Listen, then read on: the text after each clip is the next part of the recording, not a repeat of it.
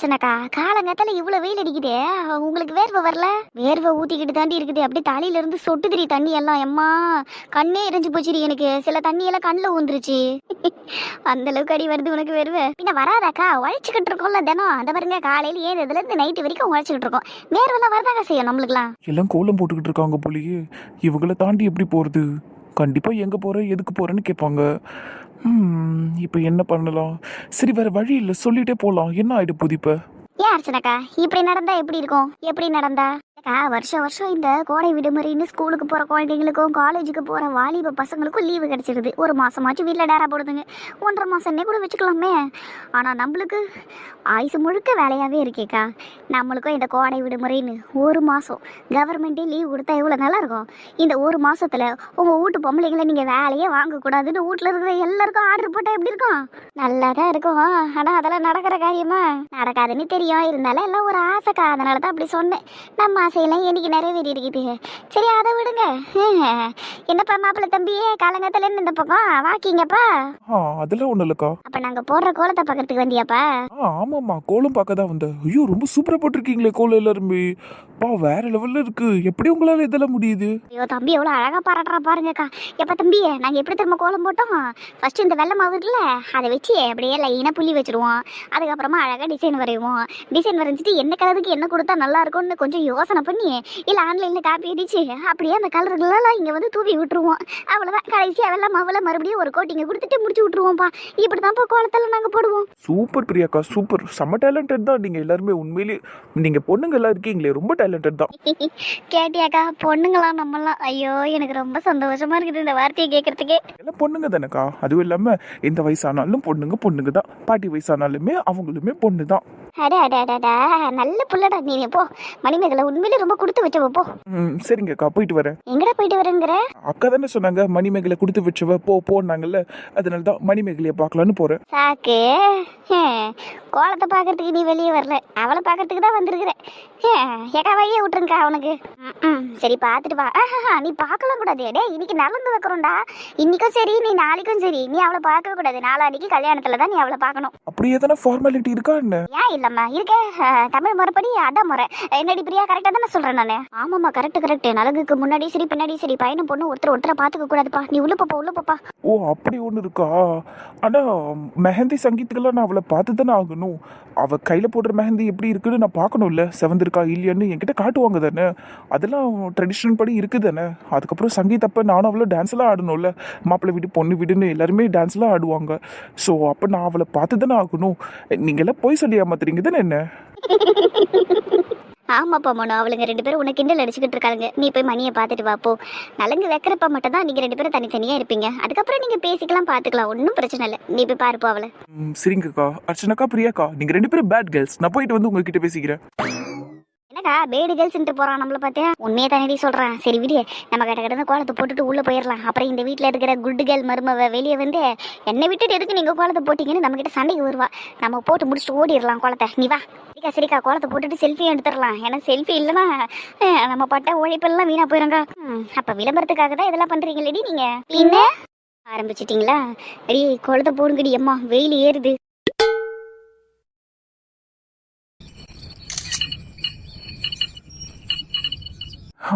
வெளியே அக்காங்களை கஷ்டப்பட்டு தாண்டி வந்தேன். உள்ளே வந்து பார்த்தா மாமா இங்கே உட்காந்துருக்காரு. இன்னும் எத்தனை பேர் இருப்பாங்கன்னு தெரியலையே. நான் ஒருத்தரையும் தாண்டி போய் தான் மணிமேகலையை பார்க்கணுமா? அட கடவுளே, அந்த பொண்ணு ஃபோன் எடுத்துருந்தாருன்னா எனக்கு இவ்வளோ பிரச்சனை இருந்திருக்காது. இப்போ நான் எப்படி க்ராஸ் பண்ணி போகிறது? வேற வழி இல்லை, மாமா கிட்ட பேசிட்டே போவோம். அதான் மரியாதையாக இருக்கும். குட் மார்னிங் மாமா. குட் மார்னிங்ப்பா. வாப்பா, உட்காருப்பா. இட்ஸ் ஓகே மாமா, நீங்கள் உட்காருங்க. இருக்கட்டும்ப்பா, நீ உட்காருப்பா. இரு, நான் அத்தையை டீ எடுத்துன்னு வர சொல்கிறேன். உட்காரு. இல்லை மாமா, டீ எல்லாம் வேணாம். நான் ஆக்சுவலாக நான் கொஞ்சம் மணிக்கிட்ட பேசணும், அதான் வந்தேன். மணிக்கிட்ட பேச வந்தியாப்பா? சரி, நான் வேணா போய் அவளை கூட்டிகிட்டு வருவா? இல்லை மாமா, நீங்கள் ஸ்ட்ரெயின் பண்ணிக்காதீங்க. நீங்கள் உட்காந்துக்கோங்க, நானே அவளை போய் பார்த்து பேசிக்கிறேன். சரிப்பா, போய் பேசிட்டு வா. ரூம்குள்ளே தான் இருப்பான்னு நினைக்கிறேன். தூங்கிட்டு இருப்பாளா இல்லை முழிச்சிட்டு இருப்பாளான்னு தெரியல. நீ போய் பாருப்போ. சரிங்க மாமா. இவ்வளோ காலையில் அப்படி என்ன தான் பேசுவாங்க?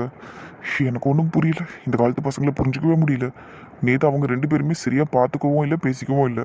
ஆனால் இப்போ என்னடனா இந்த பையன் இவ்வளோ காலையில் வந்திருக்கான் என் பொண்ணை பார்க்கறதுக்கு. எனக்கு ஒன்றும் புரியல.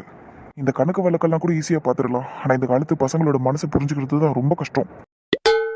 என் பொண்ணுக்கான நலங்கு மஞ்சளை நான் அழகாக ரெடி பண்ணிட்டேன் பிள்ளையாரே. என் பொண்ணுக்கு இன்னைக்கு நிறைய பேர் வந்து நலங்கு வச்சு அவளை வாழ்த்தி நல்லபடியாக இருக்கணும்னு சொல்லுவாங்க. அந்த வாழ்த்து எல்லாமே அவளோட வாழ்க்கைக்கு துணையாக இருக்கணும்.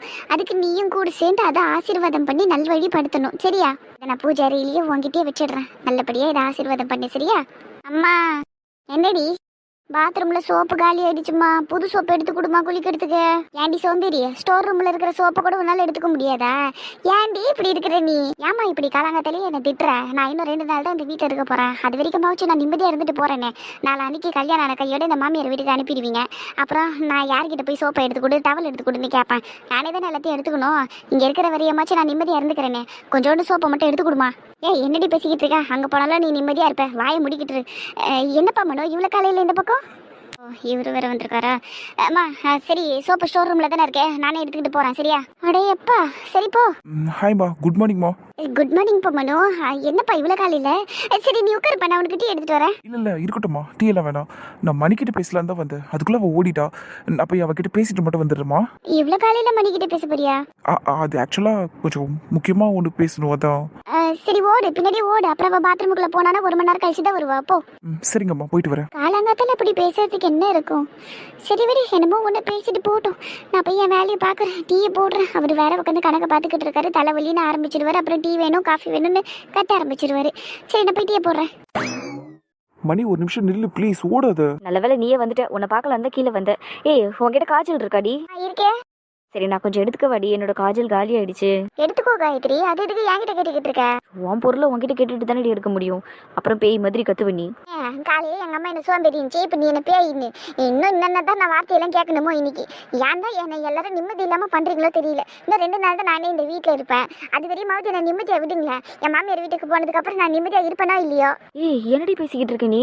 அங்க போனதுக்கு அப்புறமும் நீ நிம்மதியா தான் இருப்ப. அம்மா தாயே, நீ உன்னை இப்போ உன் அட்வைஸ் கருவியை ஓப்பன் பண்ணணும்னு எந்த அவசியமும் இல்லை. சரியா? என் ரூம்ல தான் காய்ச்சல் இருக்கு, நீ போய் எடுத்துக்கப்போ. நானே இப்போ அங்கே தான் வரேன். போ. சரி ரொம்ப சலிச்சுக்காத, போறேன்.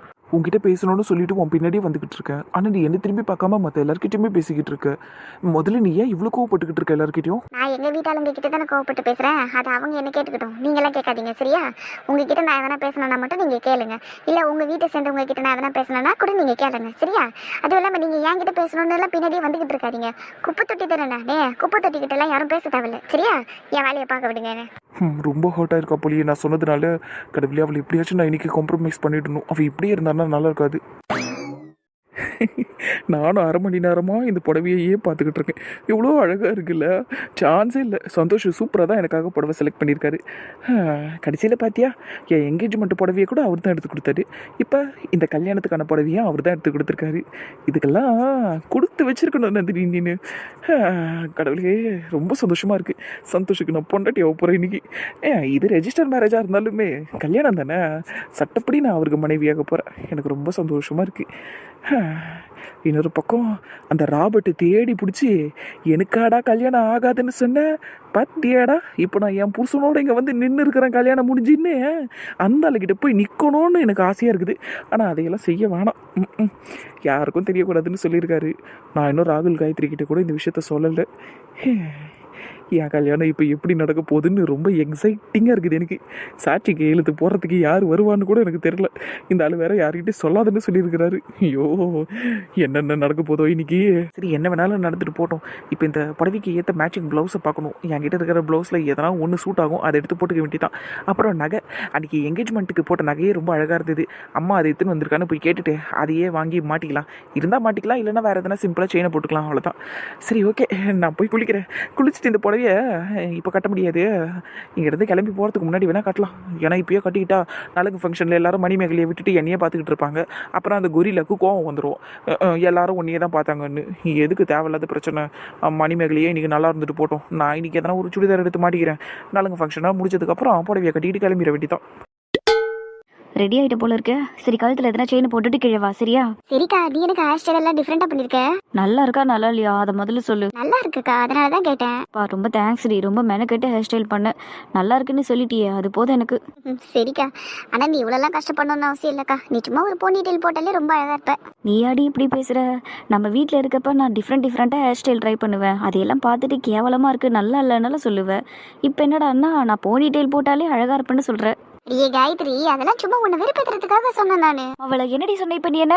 அடியே காயத்ரின்னு சொன்னேன். அதனக்கா உன் பேரு? வாயை பத்தி அவளுக்கு இருடி, நான் இப்பவே அம்மா அப்பா கிட்ட போய் சொல்றேன் உன்னை பத்தி. எரும மாடு மூஞ்ச பாரு நல்லா. போக்கா போ, போய் தாராளமா கம்ப்ளைண்ட் பண்ணு. இந்த மீனா கூட அங்கதான் கிச்சன்ல இருப்பா. இந்த அசோக் இருக்காரே, அவர் கூட அங்கதான் சோஃபால உட்காந்து பேசிக்கிட்டு இருப்பாரு. நீ போ, நீ போய் கம்ப்ளைண்ட் பண்ணிட்டு வா போ. அடி பாவி, உனக்கு எவ்வளவு தைரியம் இருந்தா நீ அப்பா அம்மா பேரு சொல்லி கூப்பிடுவ? இருடி, உன்னை இப்பவே போய் மாட்டி விடுறேன். சின்ன புள்ளப்பா, இன்னும் அம்மா அப்பா கிட்ட போட்டு கொடுக்கறதுக்கு ஓடுது. என்னத்த சொல்றதோ. இங்கே பாரு, நான் உன்கிட்ட சாரி சொல்கிறதுக்கு தான் உன் பின்னாடி சுற்றிக்கிட்டு இருந்தேன், சரியா? மற்றபடி வேறு ஒன்றும் இல்லை. I'm really sorry. நேற்று நான் உங்ககிட்ட பேசுனது ரொம்ப பெரிய தப்பு. I'm sorry sorry sorry. நான் இனிமேல் அப்படி கண்டிப்பாக பேச மாட்டேன். பேசுறது எல்லாம் பேசிடுறீங்க, அப்புறம் சொல்ல மாட்டேன்னு வேற சொல்லிக்கிட்டு இருக்கீங்க. இதென்ன இன்னைக்கு நேத்தா நடக்குது? நீங்க போங்க. இங்கே பாரு, நேற்று மட்டும்தான் நான் உன்னை ரொம்ப ஹார்ஷாக பேசினேன். அதுக்கு முன்னாடி எல்லாம் நான் உன்னை அப்படியெல்லாம் பேசினது கிடையாது. சும்மா உன்னை கிண்டல் பண்ணியிருக்கேன் நீ சாப்பிட்றத வச்சு. மற்றபடி நான் உங்ககிட்ட ரொம்ப கடுமையெல்லாம் பேசினது இல்லை. நான் நேற்று பேசினது தப்பு தான். அதுக்கு நான் உங்ககிட்ட நிறைய முறை சாரி கேட்டுட்டேன். இதுக்கு மேலேயும் நீ இப்படியே தான் இருப்பேன்னா அது உன் விருப்பம். ஏதோ கல்யாணம்லாம் நம்மளுக்கு லைஃப்பில் ஒரு டைம் தான் நடக்கும்.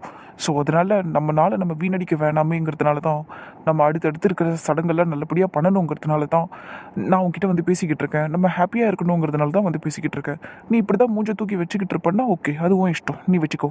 எனக்கு இப்படி மூஞ்ச தூக்கி வச்சுக்கணும்னாலாம் ஒன்றும் இல்லை. அப்போ சிரிச்சு சந்தோஷமா இரு. நீங்க என்ன சந்தோஷமா பார்த்துக்கிட்டாதான் என்னால சந்தோஷமா இருக்க முடியும். சரி, நான் உன்னை இனிமேல் எதையும் சொல்லி கஷ்டப்படுத்த மாட்டேன். உன்னை சந்தோஷமா பார்த்துக்கிறேன், சரியா? அப்போ ஓகே. சரி, அப்போ உன் அழு மூஞ்ச தூக்கி போட்டுட்டு நல்லா சிரிச்ச முகமா கடன்னு ரெடி ஆகிட்டு எனக்கு ஒரு ஃபோட்டோ எடுத்து அனுப்பு, சரியா?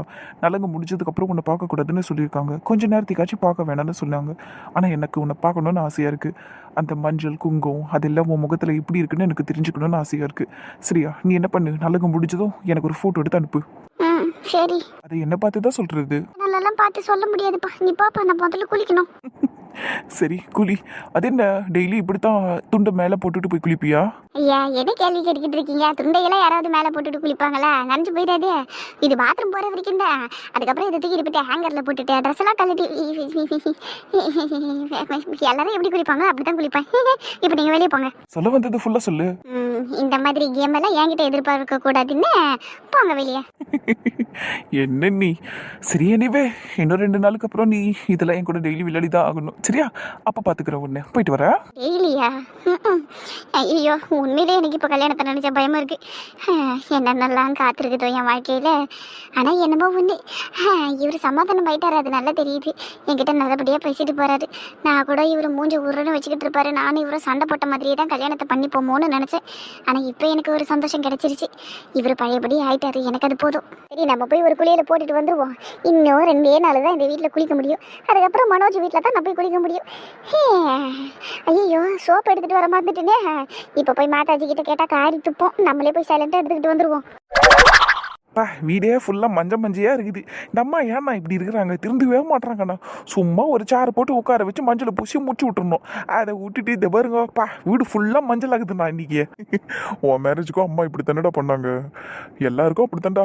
நம்ம இதெல்லாத்தையும் ஃபேஸ் பண்ணி தான் ஆகணும். அது சரி, எனக்கும் இப்படி தான் மஞ்சள் நீராட்டு விழா வச்சாங்க. அது பேர் என்னது? இது மாங்கல்யம். ஐயோ, வரமாட்டேங்குதே. மஞ்சள் பூசும் விழாவாண்ணா? இதுக்கு பேர் என்னண்ணா? ஹல்திடா இது. இதை பாரு, 2 இடத்துல போர்டு போட்டிருக்காங்க. அதை பார்த்து கூட வாடா வளர்ற நீ.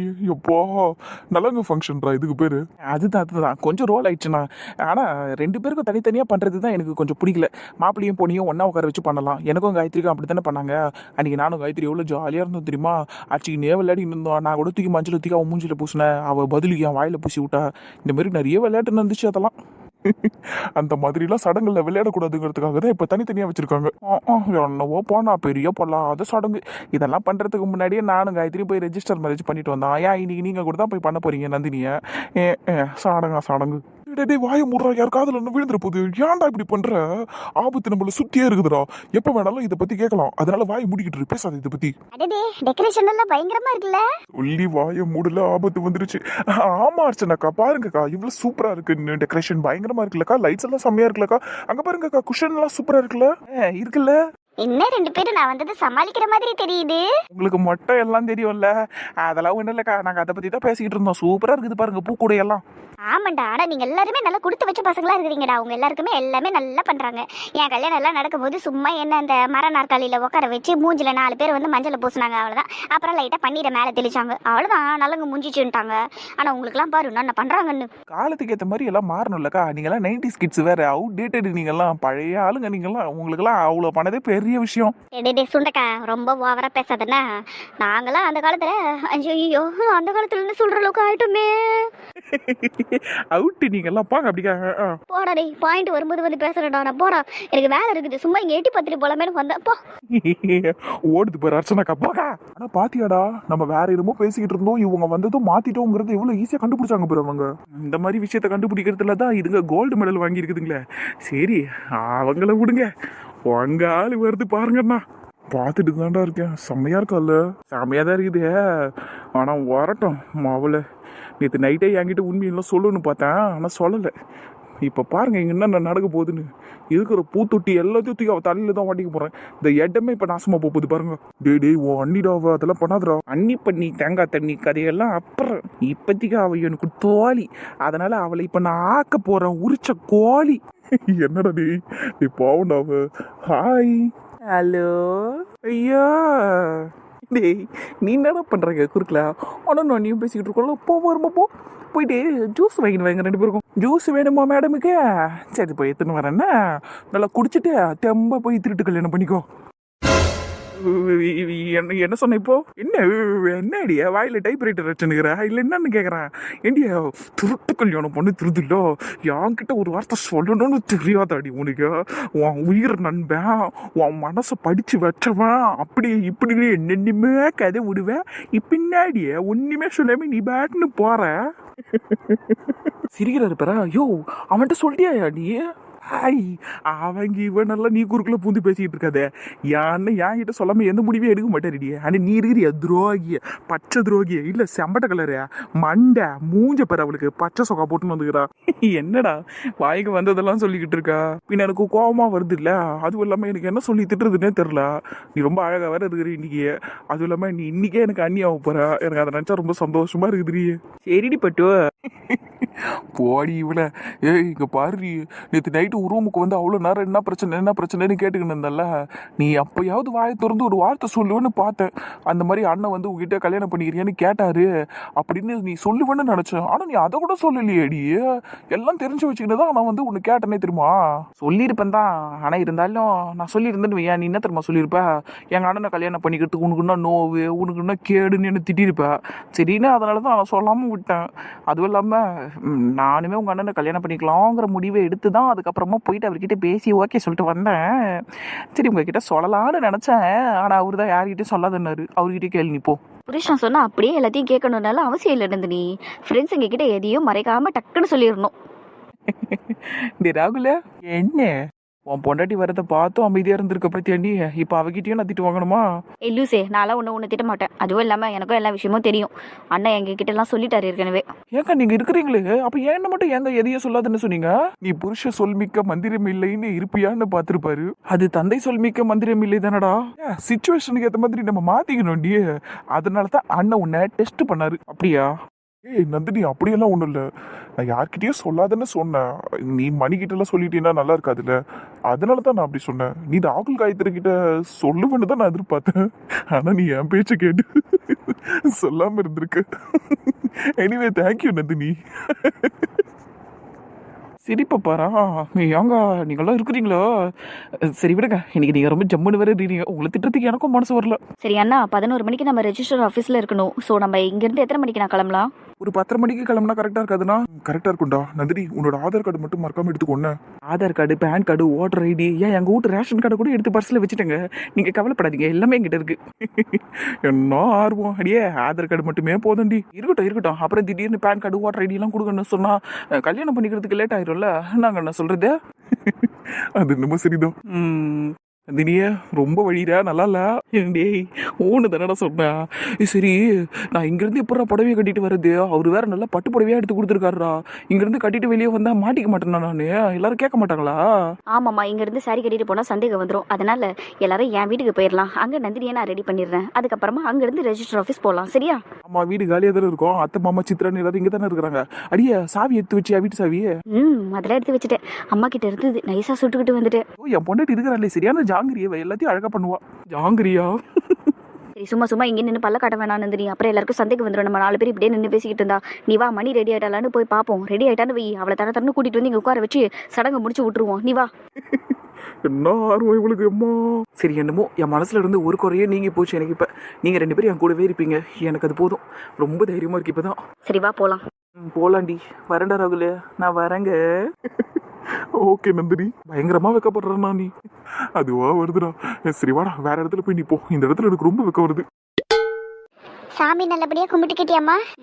வெயிட்டா வேண்டுதல போட்டாச்சுமா. அப்புறம் என்னத்த, வாங்க அவளை கூட்டிட்டு போலாம். சரிடி, என் கண்ணே பற்றம் போல இருக்கு. பின்ன அவளை ரெடி பண்ணது பிரியா அக்காவாச்சு, சும்மா விட்டுருவாங்களா? உங்க பொண்ணை பாருங்க, ஒரு அழகான இளவரசி மாதிரி நிக்க வச்சிருக்காங்க. அது என்னமோ கரெக்டு தான்.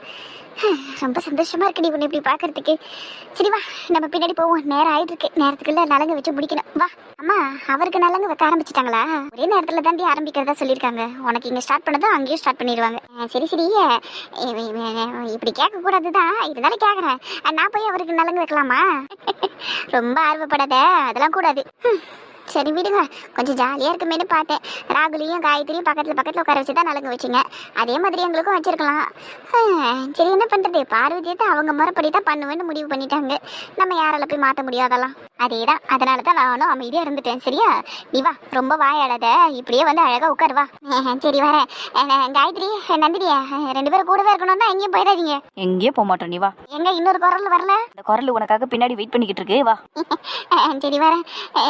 பிரியா, ரொம்ப தேங்க்ஸ் பிரியா. என்ன ஏன் நான் பார்த்து ரொம்ப வியந்துட்டேன் இன்னைக்கு. நல்லா அழகாக ரெடி பண்ணியிருக்கிற பிரியா, தேங்க்யூ. என் கடமையை தானடி நான் செஞ்சேன். அதுவும் இல்லாமல் நீயும் எனக்கு தங்கச்சி மாதிரி தான். அப்போ என் தங்கச்சிக்கு நான் ரெடி பண்ணாமல் வேற யார் ரெடி பண்ணுவா சொல்லு? என்ன பாசம் எல்லாம். நான் இந்த வீட்டை விட்டு போகிறதுக்கு முன்னாடி பாசம் காட்டுதுங்க. எம்மா, இங்கே இருக்கிற வரைக்கும் நாய் பெயின்னு துரத்தி விடுறது, இப்போ போகிற போக்கில் இப்போ பாசத்தை காட்டுறது. அப்படியெல்லாம் ஒன்றும் இல்லடி. நீ வாய் மூடி, இதுக்கு மேலே எது பேசாத. டென்ஷன் ஏறுது எனக்கு. வாங்கத்த போவோம். அர்ச்சனா, புஷ்பா, அப்படியே தம்பி கையை பிடிச்சி அப்படியே அவனை மனையில் உட்கார வைங்க. சரிங்கம்மா. வாட தம்பி செல்லம். வரேன்க்கா. அக்கா, எனக்கு உண்மையிலேயே ரொம்ப கூச்சமா இருக்குதுக்கா. சுத்தி நிறைய கேர்ள்ஸ் இருக்கீங்க. நீங்க ஒரு பாய் கூட இங்க இல்ல. அப்பா மாமான்னு யாருமே இங்க இல்ல. ப்ளீஸ் யாராச்சும் ஒருத்தரையாச்சும் பாயை கூப்பிடுங்களேன். மாமு, அப்படியெல்லாம் பயப்படாதீங்க மாமு. ஒரு ஆம்பளை இங்க நான் இருக்கிறேன், நீங்க கவலைப்படாதீங்க.